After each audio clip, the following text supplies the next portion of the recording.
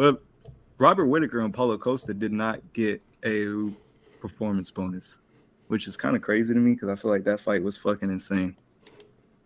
Wait, say that one more time. Paulo Costa and Robert Whittaker did not get a performance bonus.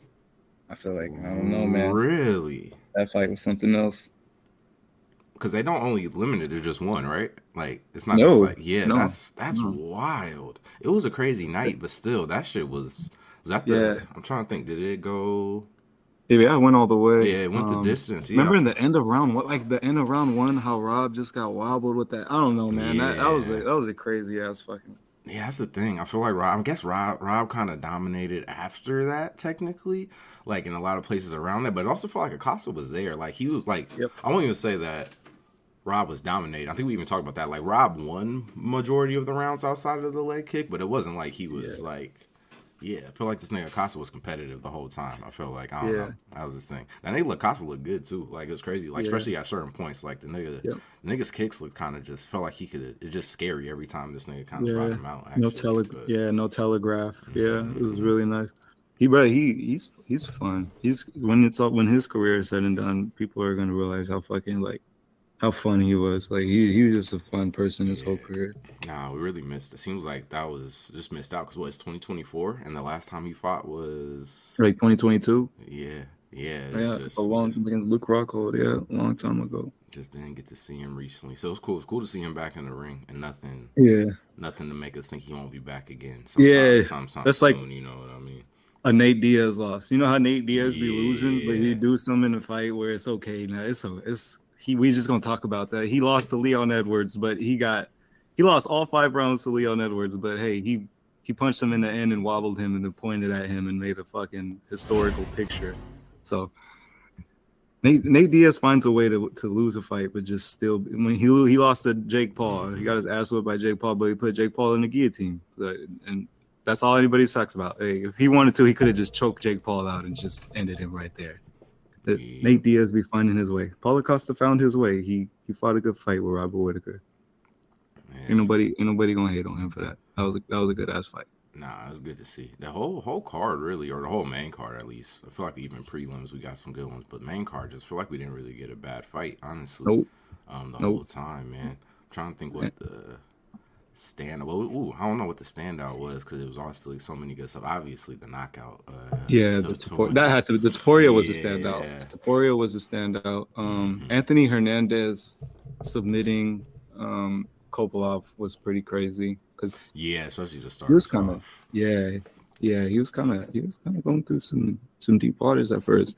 Merab versus Henry Cejudo was fucking crazy, bro. That might be the second most important fight in this whole main card. Merab, Henry Cejudo, because Merab's gonna fight Sean O'Malley now, and that's the only person getting a title fight in this whole main card now. That's gonna be fucking crazy because Sean O'Malley's like what 5'10". It feels like 6'5" in the bantamweight division.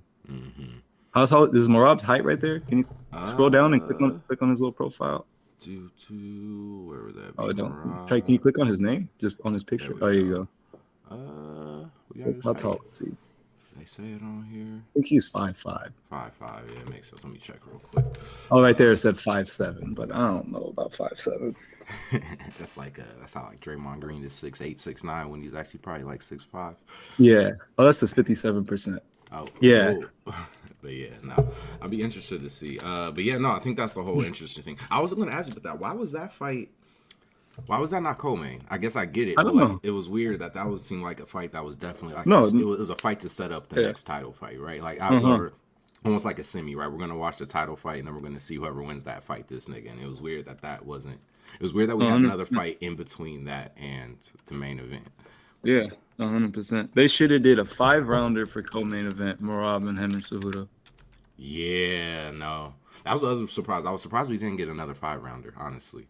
I know it's kind of hit or miss whether they do that actually, but I was surprised. It felt like a card to have another 5-rounder. It felt weird to see niggas that have just fought in 5 rounds. Like we've known that fought 5 rounds before, fighting in a 3-round fight. Yeah, exactly. They got some people who thrive 5. They got Merab at 5'6". 5'6" in between. All right, 5'6". But yeah, that's really short. That is really short, man. Weird. It's gonna make an interesting fight, definitely. But he also just, I don't know. He seemed, I want to say, I guess unfazed. I don't know. He just like it was nonstop. It was all fight all That's how round. he is. He was Yeah. just it was constant activity. It was like good with the hands, but then also anytime like they got in the clincher, like just active. Got this nigga to the ground a lot. Just Like yeah, like instantly when he shoots for the single, like mm-hmm, he'll like try to leg sweep you like instantly, mm-hmm, like in fucking round 2, round 3, round 4, like round 5. It mm-hmm. doesn't make sense. I don't understand that kind of cardio, bro. I really don't, because it's not normal cardio. Yeah. It's like it's not running cardio. It's so He says weird.